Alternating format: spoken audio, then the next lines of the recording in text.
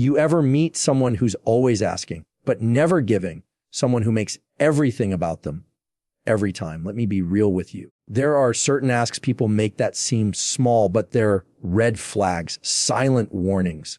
And if you ignore them long enough, they'll cost you your peace, your time, and even your identity. Let's talk about 5 things people ask for that should make you walk the other way fast. You know, one of the biggest wake-up calls in life is realizing that not everyone who wants your time deserves your time. And that's a hard truth, especially for those of us who were raised to be generous with our energy, always showing up, always giving the benefit of the doubt. But let me say this plainly, your time is not cheap. It's not disposable. And when someone consistently asks for your time without respecting it, they are not interested in you. They're interested in what you can do for them. It starts subtle. They text you late at night, knowing you've got a full day tomorrow. They show up with their problems over and over, expecting you to drop everything and listen. But they never ask how you're doing. They call you for favors, advice, errands, a shoulder to cry on. But the moment you need something, silence, crickets. That same energy you pour into them, you won't see a drop of it coming back. And here's the thing. When you're a giver, you don't always notice when someone's taking advantage. You're so used to showing up, so used to being dependable, that you start to normalize being drained. You start to confuse being needed with being valued. But those two things are not the same. Let me say that again. Being needed is not the same as being valued, because someone can need you without respecting you. They can need you for your energy, your compassion, your listening ear, but that doesn't mean they see you. That doesn't mean they care about how you're doing, how your heart is holding up, how your schedule is stretched to the limit. If the only time your phone rings is when someone wants something from you, you're not in a relationship, you're in a transaction, and you deserve better than that. Now, I want to talk to the people pleasers for a second. The fixers, I've got it, no problem crowd. You're the ones who say yes even when you're tired, even when you're emotionally tapped out, even when your own world is crumbling. You say yes because you don't want to let anyone down. But listen to me, you are letting someone down, you're letting yourself down. Every time you put your own peace on hold to cater to someone who wouldn't do the same for you, you're betraying your own boundaries. And I know it feels selfish to say no, it feels cold, but boundaries are not walls. Boundaries are clarity. They're honesty. When you say, I can't talk right now, I need time for myself, that's not rejection. It's respect. Respect for your time, for your energy, for your mental health. The truth is, when someone asks for your time and doesn't value it, they're showing you who they are. They're showing you their priorities. People make time for what they care about. And if someone always finds time for their own needs, but never makes space for yours, that's not love. That's not friendship. That's convenience. And here's where it gets real. When you stop giving your time so freely, some people will get upset. They'll say, you've changed. They'll call you selfish, distant, dramatic. But let me tell you something. You are not here to be everyone's emotional dumping ground. You are not here to be the default support system for people who can't show up in return. You are allowed to protect your time like it's gold, because your time is your life. And you don't owe anyone unlimited access to your life. Not friends, not family, not coworkers, not partners. You don't owe explanations for taking care of yourself. You don't have to justify peace. You don't need permission to rest, to recharge, to be unavailable to people who never made themselves available to you. So the next time someone asks for your time, ask yourself, do they respect it? Do they understand that time is sacred? That energy is limited? That attention is a gift? Or are they just looking for another moment to make it about them? Because if it's the latter, the most loving thing you can do for them and for yourself is step back and don't apologize for that pause. Don't explain it away. The people who deserve you will never punish you for protecting your peace. That's the line you draw. Loyalty is one of those words that gets thrown around so easily, but rarely do people stop to think about what it actually means. It sounds beautiful, powerful, and it is. But here's the truth. Real loyalty is not something you hand out like candy. It's not something someone gets just because they asked nicely or because they've been in your life for a long time. Loyalty has to be earned. It has to be built brick by brick through trust consistency, and shared values. And if someone is asking you for your loyalty before they've done the work to deserve it, that's a red flag you need to pay attention to. There are people who will expect your unwavering loyalty simply because they're close to you, because they have a title, family, friend, partner, boss. They expect you to take their side, to defend them, to stand behind them no matter what they do or how they treat you. And if you don't, they'll try to guilt you, shame you, push you into silence or submission. But here's what I've learned: when someone demands loyalty without accountability, they're not asking for a relationship. They're asking for control. Real loyalty doesn't require blind obedience. It doesn't ask you to betray yourself in the name of standing by someone else. True loyalty is mutual. It's based on respect, on honesty, on the understanding that both of you are willing to show up for each other, even when it's uncomfortable. It's not one-sided. It doesn't operate under fear or pressure or the need to keep the peace at the cost of your own integrity. And let me tell you, some of the most dangerous asks come wrapped in the language of loyalty. If you really care about me, you'll take my side. Don't tell anyone about this. It's between us. You owe me this after everything I've done for you. Those aren't signs of love. They're signs of emotional manipulation. Because someone who truly values you will never ask you to compromise who you are just to prove your loyalty to them. And I want you to really sit with that. Someone who genuinely cares about you will not put you in a position where loyalty to them requires disloyalty to yourself. You should never have to lie, shrink, or stay silent to keep someone comfortable. That's not loyalty, that's self-abandonment. A lot of us were taught to be loyal to a fault. Stay loyal to friends we outgrew, to family members who constantly disrespect us, to relationships that stopped being safe a long time ago. We were told that walking away makes you weak or ungrateful. But let me be clear, loyalty is not about endurance. It's not about how much you can take. It's about alignment. And when someone's actions consistently go against your values, your peace, your well-being, you do not owe them a front row seat in your life just because of history. That's the thing about earned loyalty. It's not based on length of time. It's based on depth of character. How do they treat you when no one's watching? How do they speak about you when you're not in the room? Are they loyal to air you? Because if they're not, then what exactly are you being loyal to? Some people want loyalty from you, but they don't want to reciprocate it. They want you to stand by them while they move shady, act inconsistent, and keep hurting you. They want your silence while they cross lines and expect you to clean up the mess. That's not a healthy bond. That's a one-sided agreement where you keep paying a cost that only benefits them. And here's the truth. You can still love someone and outgrow your loyalty to them. You can care deeply about a person and still decide that the relationship isn't built on the kind of mutual respect that deserves your continued investment. That doesn't make you cold. That makes you wise. So the next time someone asks you for your loyalty, don't just ask, how close are we? Ask, how consistent have they been? Have they shown up for me when I needed them? Far have they earned the trust that loyalty requires? Because loyalty, when given to the wrong person, will keep you stuck in cycles that drain your spirit and dim your light. And you weren't put here to shrink for anyone else's comfort. There is something sacred about opening up to someone, sharing your story, your truth, your struggles, letting someone see behind the curtain, the messy parts, the painful parts, the pieces of you you've worked so hard to protect. Vulnerability is not weakness. It's strength. It's brave. And yet there are people who will ask for that vulnerability, who will lean in like they care, only to use what you've shared as leverage, as gossip, or as ammunition later. That's why we need to be discerning about who we give access to the deeper parts of us. When someone asks for your secrets, your pain, your doubts, your raw emotions, but doesn't give you a safe space in return, what they're really doing is setting you up to be exposed, not supported. And that's a dangerous place to be, because intimacy is not just about what we share. It's about how what we share is handled. There are people who ask you to open up, but when you do, they flinch, they shift the conversation, they downplay what you're going through, or worse, they store it away, waiting for a time when it benefits them to bring it up. That's not safety.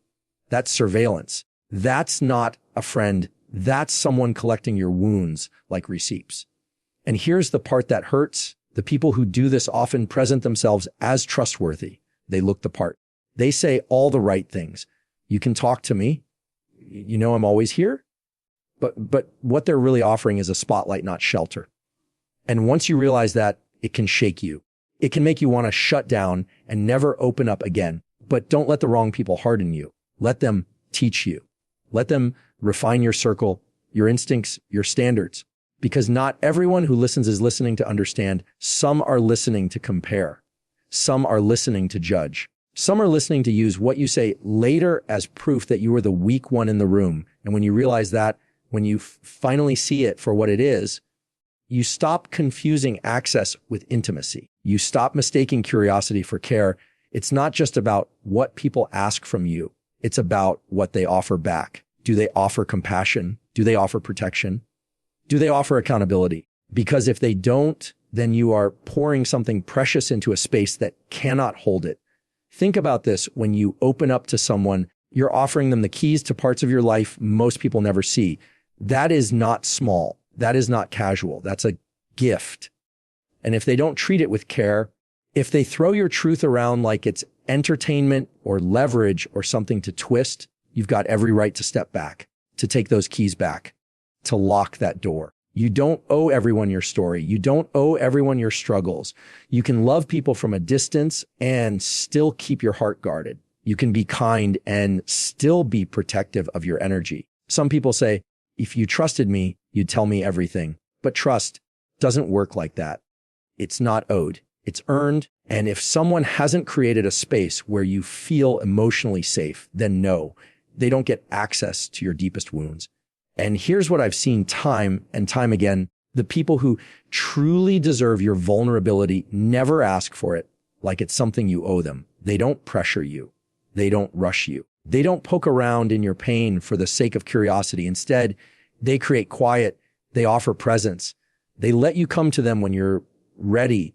And when you do, they honor it. They hold your story like it's sacred because it is the so be careful with those who ask for your secrets but never offer safety, who want your truth but can't handle it, who say, you can tell me anything, but show you with their actions that they're not ready for what you carry. Your vulnerability is not a currency to buy connection.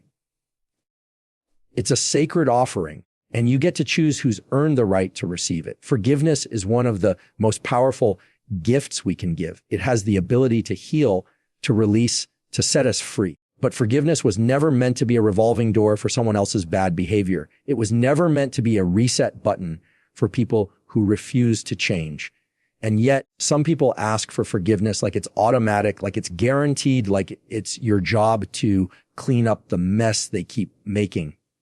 I want to speak to the hearts that have been worn down by this, the ones who have forgiven the same person over and over again, hoping, believing that this time would be different, that this time they'd mean it when they said, I'm sorry. That this time they'd finally show up changed. But here's the hard truth. A real apology comes with change. Without that change, the apology is just words, empty, recycled, and used to keep you in a cycle that benefits them more than it heals you. When someone keeps asking for your forgiveness without taking accountability for their actions, they're not interested in growth. They're interested in permission. Permission to hurt you again, permission to avoid discomfort, permission to bypass responsibility. And if you keep giving it, not only do they stay the same, but you begin to shrink. You begin to carry the emotional labor of their healing while they continue to cause harm. And this is not about being bitter. It's not about holding grudges or keeping score.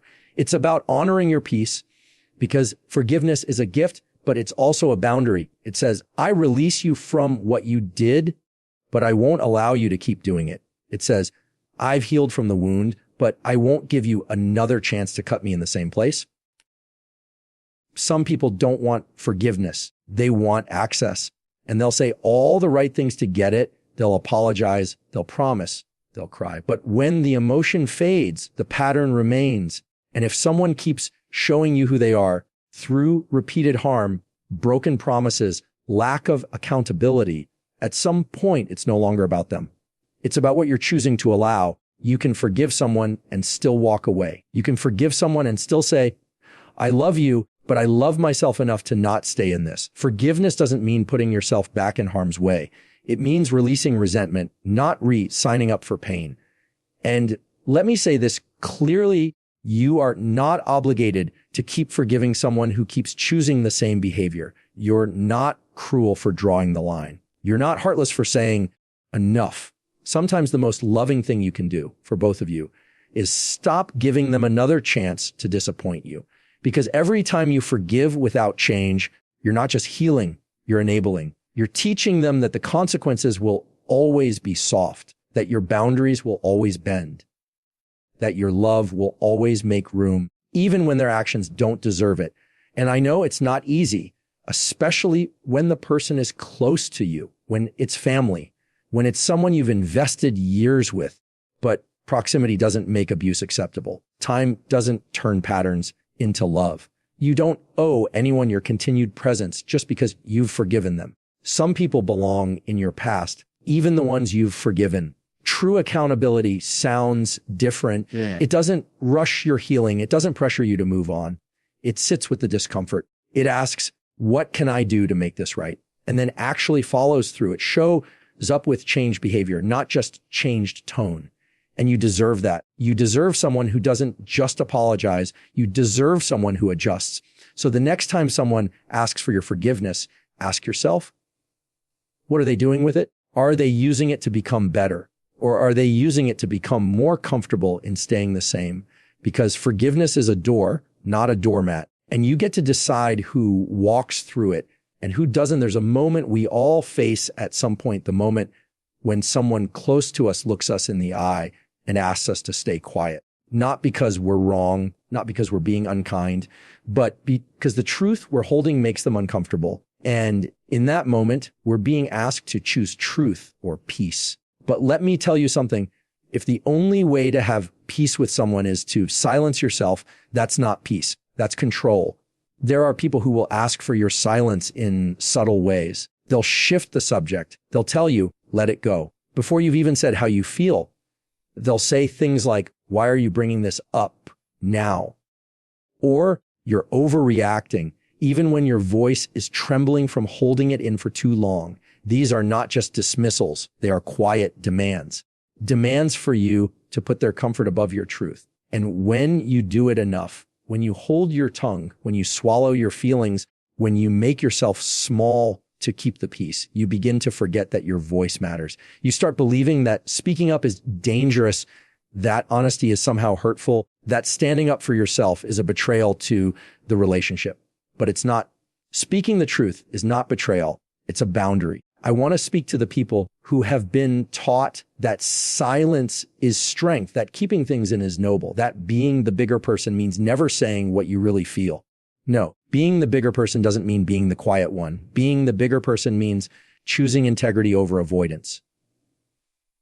And sometimes that means having the hard conversations. Sometimes that means saying the thing no one wants to hear, not to hurt anyone, but to honor yourself. Because your voice carries weight. It carries your story, your perspective, your lived experience. And when someone asks you to stay silent so they can stay comfortable, what they're really asking is for you to disappear a little, to dim down, to pretend that everything's fine when it's not. And that's a slow kind of erosion of self-worth, of connection, of authenticity. Now, I'm not talking about being loud just for the sake of it. I'm not talking about confrontation without compassion. I'm talking about truth with clarity.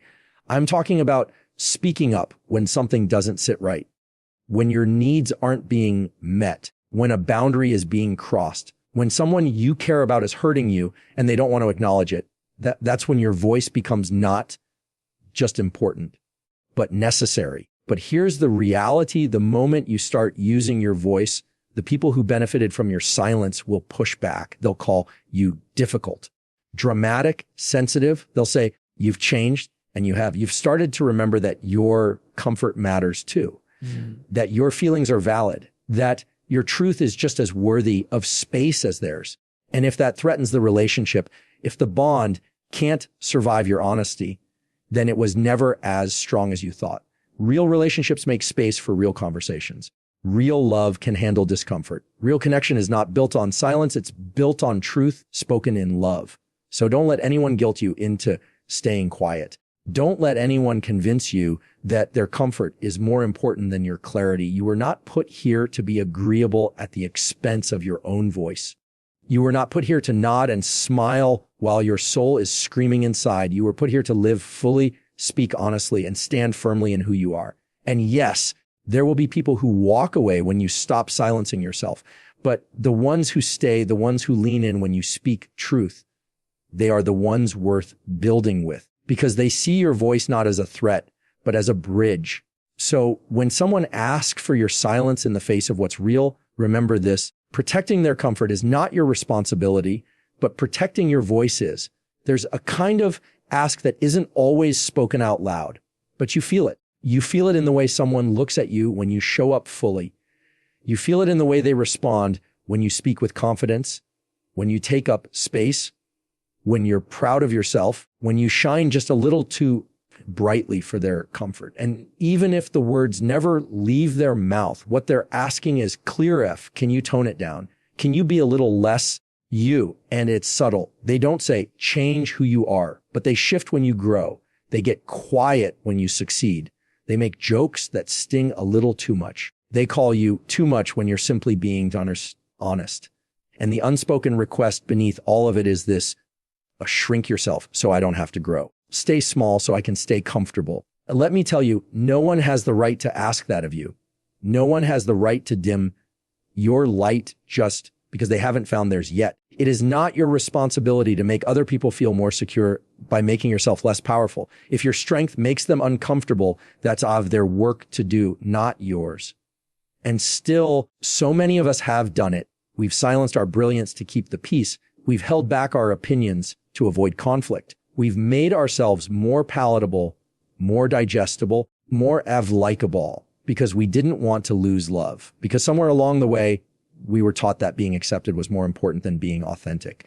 But what I've learned is this acceptance that comes at the cost of your identity isn't acceptance at all. It's performance, and performing will wear you out. You deserve to be around people who see you in your fullness and say, yes, that's who I want around me. People who celebrate your voice, not just tolerate it. People who aren't intimidated by your clarity, your boundaries, your self-awareness, but inspired by it. If someone feels the need to pull you back every time you step forward, they are not your people. That's not support. That's control dressed up as connection. And I know it's hard when it's someone close to you, a friend you've had for years, a partner who once clapped for your wins, a family member who's been part of every chapter. But when their comfort starts to rely on your compromise, it's time to reevaluate the terms of that relationship, because the people who truly love you won't just want a version of you.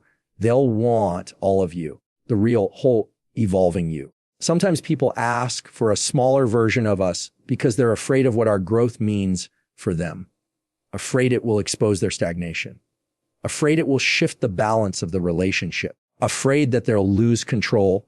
And in their fear, they make you feel like the problem, like you're selfish for choosing yourself, like you've changed. And you know what? You have changed. You've grown. You've healed. You've learned to value your voice. You've realized that you don't need to be less to be loved. That's not arrogance. That's alignment.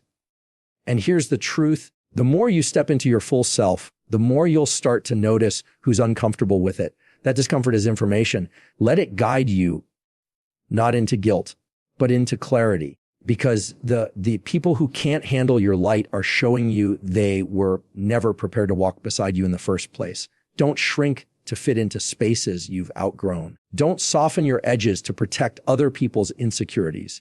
You weren't made to live a half life just to make someone else feel whole.